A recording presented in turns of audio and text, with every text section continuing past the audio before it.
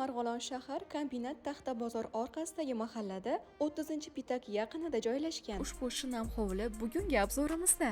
Hovlining umumiy maydoni 5 sotixni tashkil etadi. Kirishingiz bilan keng hovli va ozoda muhit ko'zga tashlanadi.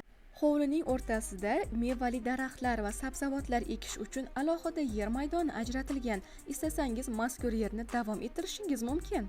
Endi esa uy ichkarisiga kiramiz. Uy 4 xonadan iborat. Xonalar keng va yorug', remonti esa o'rta holatda. Birinchi xonadan namozxona sifatida foydalansangiz ham bo'ladi yoki xohishingizga qarab uni yotoqxona, bolalar xonasiga aylantirishingiz ham mumkin. Keyingi xonamizda esa ovqatlanish uchun alohida joy ham mavjud. Uning ichkarisiga kirganingizda esa keng xona, ya'ni qo'shimcha xona bor. Xohishingizga qarab keyinchalik didingizga mos ravishda uy remontini yangilab olishingiz ham mumkin. Narxini esa $62,000 ga baholashdi. Albatta yana kelishiladigan joylari ham bor ekan.